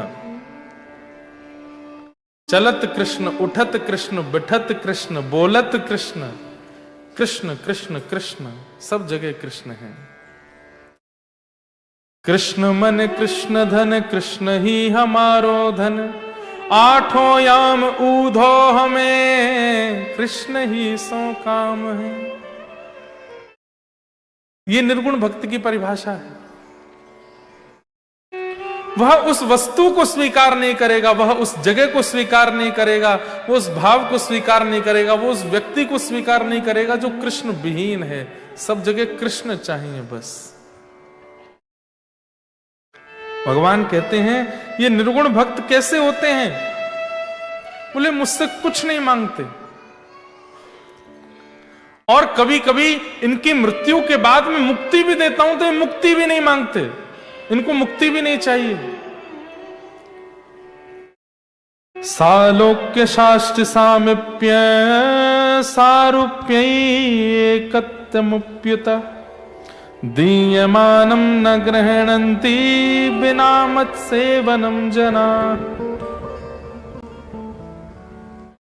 ठाकुर जी कह रहे हैं मैं अपनी 5 प्रकार की मुक्ति भी इनको देता हूं, इनको वो भी नहीं चाहिए। कितनी प्रकार की मुक्ति होती है? 5। कौन कौन सी मुक्ति होती है? ध्यान से सुनो। पहली मुक्ति का नाम है सालोक्य, मतलब व्यक्ति भजन करता है और जब अपने प्राण त्याग देता है तो उसको उस लोक की प्राप्ति होती है जहां ठाकुर जी निवास करते हैं। उसको कई लोग वैकुंठ कहते हैं, कई लोग उसको गोलोक धाम कहते हैं, कई लोग उसको साकेत कहते हैं। राम उपासकों के लिए साकेत धाम, कृष्ण उपासकों के लिए गोलोक धाम, नारायण उपासकों के लिए वैकुंठ धाम। लोक की प्राप्ति हो जाती है। कभी कभी चलते फिरते ठाकुर जी दिख जाते हैं, ये सालोक्य मुक्ति है, वो लोक मिल जाता है जहां ठाकुर जी रहते हैं। दूसरी मुक्ति का नाम क्या है? शाष्टी। शाष्टी मुक्ति का मतलब है लोक भी मिलता है और लोक में थोड़ी सी सेवा भी मिल जाती है। जैसे ठाकुर जी घूमने जाएंगे तो ठाकुर जी के साथ रहने की सेवा मिल जाएगी, ठाकुर जी की पीतांबरी आदि सिलने की सेवा मिल जाएगी, भोजन बनाना आता है तो प्रसाद बनाने की सेवा, परोसने की सेवा मिल जाएगी, ठाकुर जी का श्रृंगार करने की सेवा मिल जाएगी। ये शाष्टी मुक्ति है, लोक भी मिलता है और वहां कुछ सेवा भी मिल जाती है। तीसरी मुक्ति कौन सी है? सामिप्य। सामिप्य का मतलब क्या है? अब शाष्टी मुक्ति मिली है, वो पूरे दिन इंतजार करेगा, भोजन की सेवा है तो जब भोजन का समय होगा तभी मिलेगा ठाकुर जी से। लेकिन सामिप्य व्यक्ति कैसा है? ये ठाकुर जी के संगी रहता है, ठाकुर जी जहां जाते हैं इसका हाथ पकड़ के चलते हैं, इसके बातें करते हैं, इसी के संग खेलते हैं, कूदते हैं, आनंद करते हैं, सो भी जाते हैं इसके पास। सामिप्य। सालोक्य, शाष्टी, सामिप्य और चौथी है सारूप्य। ठाकुर जी जैसा रूप मिल जाता है, ठाकुर जी जैसे शंख चक्र गदा पद्म मिल जाते हैं, ठाकुर जी जैसे रूप हो जाता है। फिर ठाकुर जी कभी कभी श्रृंगार कर देते हैं, अपने जैसा बना देते हैं। कभी कभी कहीं जाना है तो ठाकुर जी उसी को भेज देते, जाओ तुम चले जाओ मेरी जगह। सारूप्य, ठाकुर जी जैसा रूप। और अंतिम मुक्ति है एकत्वम, दो नहीं रहते, मुक्ति मिली और फिर ठाकुर जी में ही विलीन हो गए, आपका कोई अस्तित्व ही नहीं है, ठाकुर जी ही है। ये 4 प्रकार की मुक्ति हैं। लेकिन ठाकुर जी कहते हैं निर्गुण भक्त कैसा है? दीयमानम न ग्रहणंती। इन 5 मुक्तियों को भी वो स्वीकार नहीं करता, नहीं चाहिए मुझे। तो क्या मांगता है? एहो विधि ना तो पे अचरा पसार मांगू, एहो विधि ना तो पे अचरा पसार मांगू। क्या? जन्म जन्म दीजो याही ब्रज बसिबो। हे मैया, ये निर्गुण भक्त कैसा होता है? ये मुक्ति की कामना नहीं करता, ये 5 प्रकार की मुक्तियों को छोड़ देता है और मुझसे क्या कहता है? बोले कि हे नाथ, कुछ देना ही चाहते हो तो एक ही वरदान दे लो। बोले क्या? व्रज में मेरा जन्म हो जाए, वृंदावन मुझको मिल जाए, और कुछ नहीं चाहिए मुझे। मुक्ति नहीं चाहिए मुझे, वृंदावन चाहिए। और वृंदावन में भी क्या मांगता है? अहीर की जाति। आप कहोगे महाराज जी ऐसा कैसे हो सकता है? कोई ठाकुर जी का इतना बड़ा सामिप्य प्राप्त करने के बाद में फिर विरह रूपी वृंदावन क्यों मांगेगा? मांगा है। किसने मांगा? उद्धव जी ने मांगा। जब उद्धव जी वृंदावन गए थे, मुझे उद्धव प्रसंग कहना नहीं है, बहुत विरह हो जाता है, लेकिन थोड़ा सा स्पर्श करूं। उद्धव जी जब वृंदावन गए थे तो भगवान से बोल के गए थे, क्या? चुटकियों में ब्रजवासियों को समझा के शाम तक वापस आ जाऊंगा मैं। भगवान बोले कब तक आओगे? बोले शाम तक। अच्छा, सरल भाषा का प्रयोग करना। मेरे ब्रजवासी बड़े भोले हैं, अनपढ़ गंवार जैसे हैं, पढ़े लिखे नहीं हैं, ज्यादा वेद वेदांतों की बातें मत करना। तुम बृहस्पति के शिष्य हो, संस्कृति बोलते हो, धारा प्रवाह।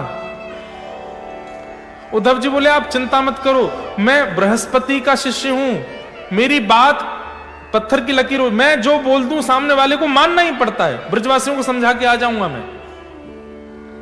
6 महीने बीत गए उद्धव जी को वृंदावन में।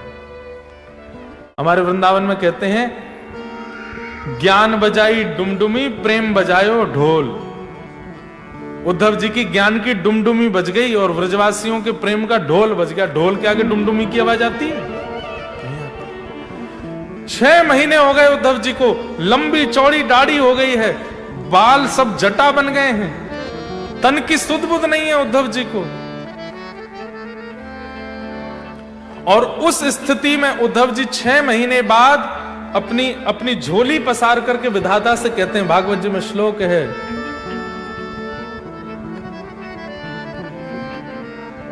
आशा महो चरण रेणुज शाम हम शाम वृंदावने किमपि गुलमलतौषधीना। हे विधाता, मैं इन ब्रजवासी और गोपियों के चरण रज को माथे से तो लगाना चाहता हूं, लेकिन मैं योग्य नहीं हूं, कृपा करके एक वरदान मुझको दे दीजिए। बोले क्या? मेरा पुनर्जन्म हो और मैं अगले जन्म में मानव बन के ना आऊं, तो ब्रजमंडल की एक पौधा बन करके आऊं और यहां पौधा बन करके रहूं। जब जब हवा चले तो इन ब्रजवासियों की रज अपने आप आकर के मुझको सना दिया करे, ऐसी कृपा मुझ पर कर दीजिए ना। मुझे इस व्रज का एक पौधा बनना है। उद्धव कौन है? भगवान का परम सखा है, दैत्य सखा, और वो कह रहा है कि मुझे व्रज की एक वृंदावन का एक पौधा बना दो। इसका मतलब क्या है? मिलन से ज्यादा, संयोग से ज्यादा सुख विरह देता है। आज कथा मिल गई है आपको तो आज आप प्रसन्न हो, लेकिन जब कल से कथा नहीं होगी, कई लोग रोएंगे, कई लोग भावुक होंगे, कई लोग व्याकुल होंगे। वो व्याकुल, वो भावुकता, वो विरह, वही चित्त का मार्जन करती है, चित्त को पवित्र करता है। उद्धव जी महाराज कहते हैं, मुझे व्रजमंडल का एक पौधा बना दो। हम भी हर वर्ष अपने ठाकुर जी के उत्सव में एक पद गाते हैं, बधाई में दीजो श्री व्रजधाम, बधाई में दीजो श्री व्रजधाम। बन उपवन और मोर बानर में, बन उपवन और मोर बानर में, कहीं लिख ली जो मेरो नाम, कहीं लिख ली जो मेरो नाम। बधाई में दीजो श्री व्रजधाम, बधाई में दीजो श्री व्रजधाम। ठाकुर जी कह रहे हैं, मैया ये निर्गुण भक्त कैसे, इनको मुक्ति भी नहीं चाहिए, इनको वैकुंठ भी नहीं चाहिए, इनको स्वर्ग भी नहीं चाहिए, तो इनको मैं भी नहीं चाहिए, तो क्या चाहिए? बोले केवल मेरी याद चाहिए इनको, और मेरी याद में केवल तड़पना चाहते हैं, रोना चाहते हैं, विरह में रहना चाहते हैं, बस मुझे याद करना ही इनका सर्वधन होता है। ये निर्गुण भक्त है। मैया कहते हैं, ये आपको कैसे लगते हैं? तब ठाकुर जी कहते हैं, अनुब्रजाम में हम नित्यम पूये ये तन्य रेणु भी। बोले जैसे गैया के पीछे पीछे बछड़ा चलता है, ऐसे निर्गुण भक्त मेरे पीछे नहीं चलता, इसके पीछे पीछे मैं चलता हूं। ये जहां जाता है मैं इसके संग ही रहता हूं, एक क्षण के लिए भी इसका त्याग नहीं करता। मां, ये मुझे अतिशय प्रिय है, ये मुझे प्राणों से भी ज्यादा प्रिय है। ऐसे निर्गुण भक्त, कल हम प्रसंग सुन रहे थे ब्रजमंडल में, एक रसिक हुए, बंगाल से आए थे इंदुभूषण वसु। नंदगांव गए, वृंदावन गए, ठाकुर जी नहीं मिले तो फिर स्वप्न आदेश हुआ कि उत्तर की ओर जाओ। उत्तर में क्या है? बरसाना। और बरसाना में जाकर के जब श्री जी के द्वार पर पहुंचे तो द्वार पर ही एक छोटी सी लाली प्रसाद लेके खड़ी पीछे पड़ गई। बाबा तेने बहुत दिना तक छुपाया ना पाले। बात मान के जब पा लिया, भीतर जाके देखा तो उसी पोशाक में किशोरी जी, और थाल देख करके पुजारी जी बोले ये तो श्री जी को थाल है, तो पे कैसे आए हो? तो उन्होंने कहा कि लाली आई थी बाहर, ऐसी पोशाक थी, समझ गए कि किशोरी जी थी। बरसाना के साकरी खोर क्षेत्र में जाकर के वो बाबा रहने लगे। वहीं रह करके हाँ राधा, हाँ राधा, हाँ राधा कह करके जब रुदन करने लगे, देखते हैं कभी कोई ब्रजवासी प्रसाद लेकर के आ जाता है, कभी कोई महात्मा प्रसाद लेके आ जाता है, कभी छोटे छोटे बालक प्रसाद लेकर के आ जाते हैं। रोज प्रसादी जब आने लगी तो एक दिन एक महात्मा को पकड़ करके बोले ये प्रसाद कौन भेजता है?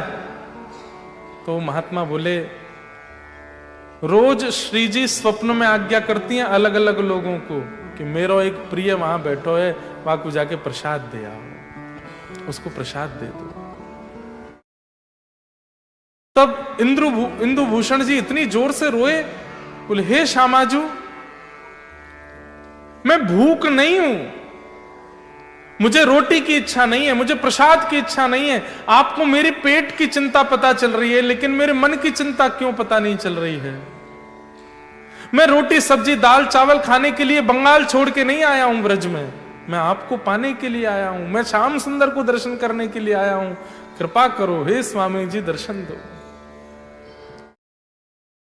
राधे राधे करुणामयी कृष्ण प्यारी, मेरी सुध लीजो श्री वृषभानु दुलारी, मेरी सुध लीजो श्री वृषभानु दुलारी। जब रुदन करने लगे किशोरी जी प्रकट हो गए, और प्रकट होकर के अर्धरात्रि में उनको दर्शन दिया है। दर्शन देकर के इंदुभूषण उनका नाम था, दीक्षा के बाद में नाम कुछ और हो गया, लेकिन किशोरी जी क्या कह रही हैं? अरी फूल सखी, अरी फूल सखी। नेत्र खुले और जैसे देखा तप्त कांचन गौरांगी श्री राधे वृंदावनेश्वरी सन्मुख खड़ी, चरणों में गिर करके रुदन करने लगे। बोले मैं कौन हूं, मुझे क्यों आपसे इतना प्रेम हो गया, क्यों वृंदावन में वास करने की इच्छा हो रही है, मैं क्यों आया हूं, मुझे कुछ सेवा दीजिए। तब किशोरी जी कहती हैं तू हमारी फूल सखी है। क्यों? तू फूल जैसी कोमल है, हमारे तेरा नाम फूल सखी है, और तेरी सेवा एक ही है। बोले कहा तू फूलन को श्रृंगार बनाए के हमारे मंदिरन में पधराए कर, वही से हम राजी होंगे, वही से तो को एक दिना निकुंज में प्रवेश मिलेगा। बस ऐसा कहकर के किशोरी जी अंतर ध्यान हो गए। वही इंदुभूषण जी अब फूल बाबा हो गए। अब तो यत्र तत्र जहां भी फूल मिलते हैं, फूल इकट्ठे करके सुंदर पुष्प बनाते हैं, आभूषण बनाते हैं, हाथों के, बाजू के, गले के, सबके आभूषण बना के बिहारी जी में, राधा वल्लभ जी में, सब मंदिरों में देते हैं। इनका नाम फूल चोर बाबा भी हो गया था। क्यों? ये किसी के घर में भी सुंदर फूल लगे होते थे, चोरी करके निकाल लाते थे, और ठाकुर जी किशोरी जी की सुंदर पुष्प की आभूषण बनाते।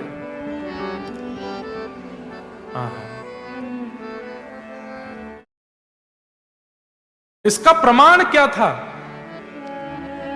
कि ठाकुर जी इनकी फूल की सेवा स्वीकार करते हैं? इसका प्रमाण क्या था कि ठाकुर जी इनकी फूल की सेवा से अति प्रसन्न होते हैं? इसका प्रमाण था इनकी लगन, जो नित्य प्रति लगी रहती थी ठाकुर जी के चरणों में, ठाकुर जी के इस भाव में। और अगर इनकी फूल की माला नहीं आती थी तो ठाकुर जी स्वयं प्रकट होकर के इनसे कहते कि आज तेने पुष्प की आर नहीं पहनाए थे, और ये वहीं पहना देते, और मंदिर में जब कपाट खुलते तो ठाकुर जी को वहीं पुष्प के आभूषण पहुंच जाते थे। ऐसा इनका जीवन रहा।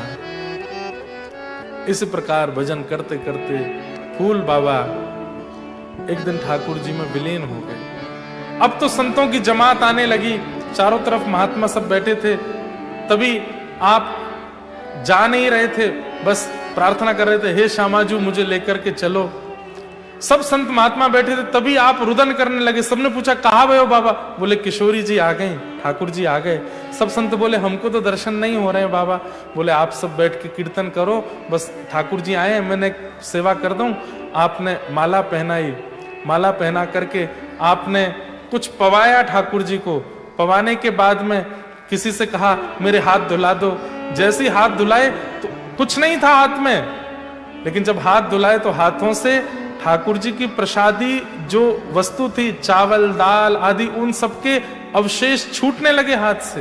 ये दृश्य सबने देखा, और तभी आप ठाकुर जी के चरणों में प्रणाम किए, और बिना किसी को ठाकुर जी का दर्शन हुए फूल सकी वहीं से ठाकुर जी की नित्य लीला में प्रविष्ट हो गए।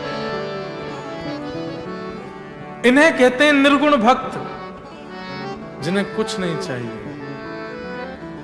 ठाकुर जी का नित्य प्रेम, नित्य विहार, बस इसी में जिनको सुख मिलता है, ये निर्गुण भक्त है। ठाकुर जी कहते हैं ऐसे निर्गुण भक्तों को मैं एक क्षण के लिए भी नहीं छोड़ता, सदा उनके संग ही रहता हूं। अनुब्रजम में हम नित्यम पूये ये तन्य रेणु भी।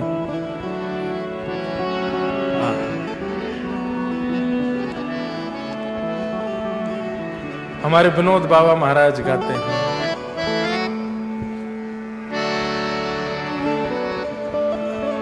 मेरो मन लग्यो बरसाने में, जहाँ विराजे राधा। मेरो मन लग्यो बरसाने में, जहाँ विराजे राधा। इस प्रकार 4 भक्तों का ये प्रसंग अब पूर्ण होगा, और एडिलेड की कथा भी विश्राम की ओर है। बड़े प्रेम और भाव से सब लोग गाइएगा। अगली साल अब आएंगे एडिलेड, खूब प्रेम और भाव से संकीर्तन करते हुए आज के सत्र को विश्राम देंगे। मुझे दुनिया से नहीं कोई काम, मुझे दुनिया से नहीं कोई काम, हे मुझे दुनिया से नहीं कोई काम, ओ मुझे दुनिया से नहीं कोई काम, ओ मैं तो रटूं राधा राधा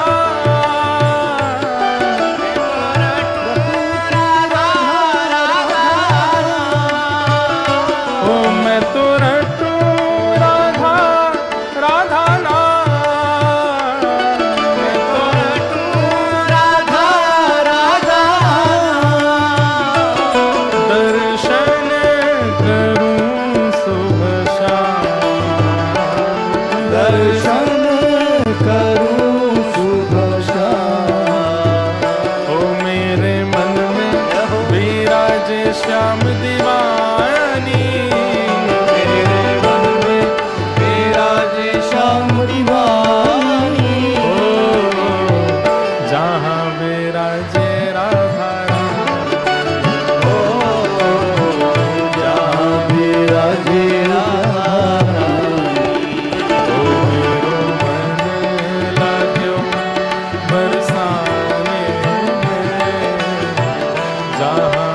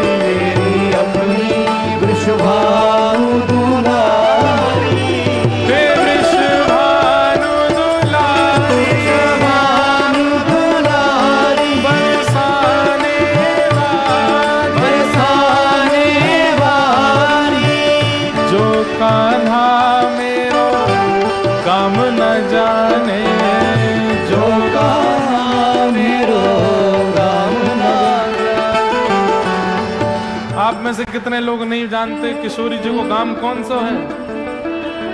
जो बैठे हैं उनको नहीं पता कि गांव कौन सा है, जो खड़े हैं बस उनको पता। अरे ऊंचो बरसानो बताए गई रे, ऊंचो बरसानो बताई गई रे, ऊंचो बरसानो बताए गई रे, ऊंचो बरसानो बताई गई रे, बरसाने की चोरी राधा गोरी गोरी, बरसाने की छोरी राधा गोरी गोरी, करके इशारों बुलाए गई रे, करके इशारों बुलाई गई रे, हाँ करके इशारों बुलाए गई रे, करके इशारों बुलाई गई रे,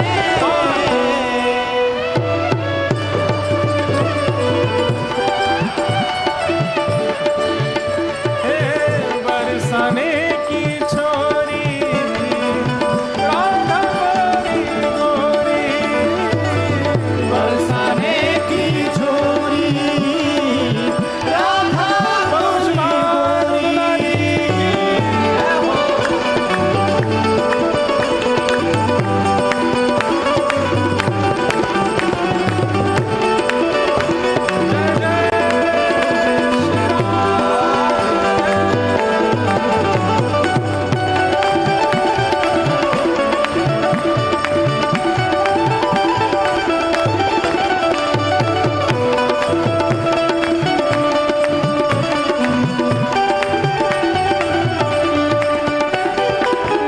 जो कान्हा मेरो नाम न जाने, जो कान्हा मेरो नाम न जाने, जो कान्हा मेरो नाम न जाने, जो कान्हा मेरो नाम न जाने, जो कान्हा मेरो नाम न जाने, जो कान्हा मेरो नाम न जाने, जो कान्हा मेरो नाम न जाने, जो कान्हा मेरो नाम न जाने, राधा रंगीली बताए गई रे, राधा रंगीली बताई गई रे, ओ राधा रंगीली बताए गई रे, राधा रंगीली बताई गई रे,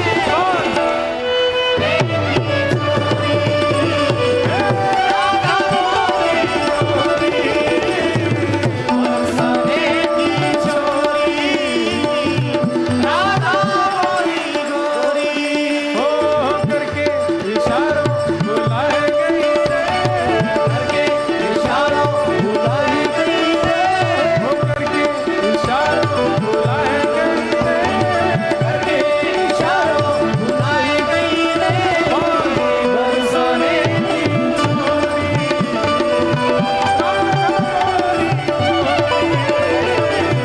बरसाने की छोरी राधा गोरी गोरी, सब सखियन में श्यामा जो प्यारी, सब सखियन में श्यामा जो प्यारी, सब सखियन में श्यामा जो प्यारी, सब सखियन में श्यामा जो प्यारी, सब सखियन में श्यामा जो प्यारी, सब सखियन में श्यामा जो प्यारी, ओ सब सखियन में श्यामा जो प्यारी, सब सखियन में श्यामा अरे मोहन के मन को लुभाए गई रे, मोहन के मन को आई गई रे, हाँ मोहन के मन को लुभाए गई रे, मोहन के मन को लुभाई गई रे, बरसाने की चोरी राधा गोरी गोरी, बरसाने की छोरी राधा गोरी गोरी, आप लोग इतनी जोर से उछल के नाच रहे हो, ये टूट टाट तो नहीं जाएगा?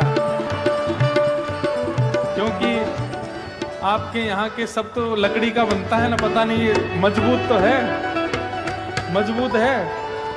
ज्यादा जोर से नहीं उछलना है, लेकिन भुजा उठाओ। और क्या वाह, हाँ तो सुनो, अगर चंग आवे तो रुकना भी नहीं, हाँ भुजा उठा के हे करके इशारों बुलाएंगे हीरे, करके इशारों बुलाएंगे हीरे, हाँ करके इशारों बुलाएंगे हीरे, करके इशारों बुलाएंगे हीरे, बरसाने की छोरी,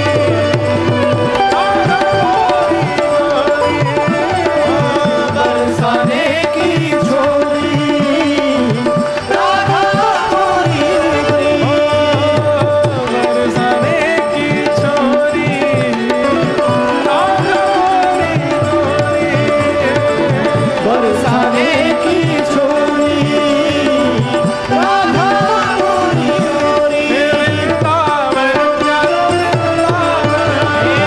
वृंदावन, प्यारो वृंदावन, हाँ श्री वृंदावन मेरो वृंदावन, हे श्री वृंदावन मेरो वृंदावन, गोपाल भट्ट झुकी हृदय वेदना प्रगटो शालिग्राम, गोपाल भट्ट झुकी हृदय वेदना प्रगटो शालिग्राम, हे रूप सुधा को खान हमारो, रूप सुधा को खान हमारो, वृंदावन में सब ते न्यारो, वृंदावन में सब ते न्यारो,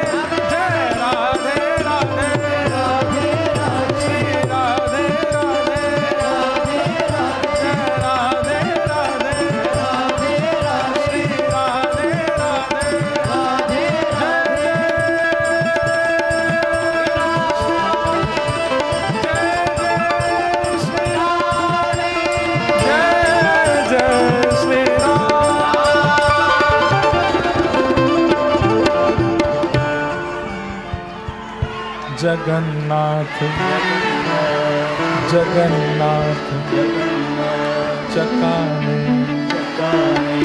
जगन्नाथ चकाने नीलाचल मरे तू न संभाले तो हमें कौन संभाले हो तू न संभाले तो हमें कौन संभाले हाँ तू न संभाले तो हमें कौन संभाले हो तू न संभाले तो हमें कौन संभाले मेरी नैया है अब तो तेरे हवाले मेरी नैया है अब तो तेरे हवाले मेरी नैया है अब तो तेरे हवाले मेरी नैया है अब तो तेरे हवाले ओ हमें तू न संभाले तो हमें कौन संभाले ओ हमें तू न संभाले तो हमें कौन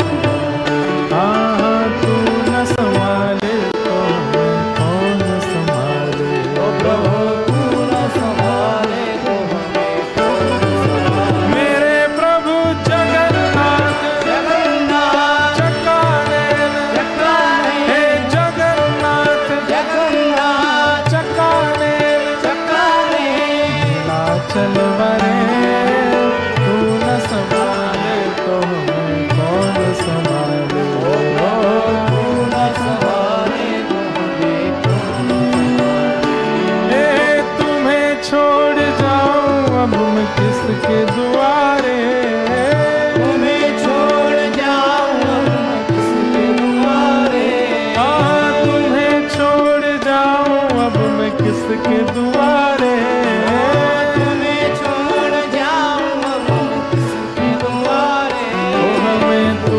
न संभाले तो हमें कौन संभाले ओ हमें तू न संभाले तो हमें कौन संभाले हम लोगों का टाइम बस 10 बजे तक है and we have only 5 minutes ऊंचे स्वर में बोल दो जगन्नाथ चकाने जगन्नाथ चकाने नीलाचल मरे तू न संभाले तो हमें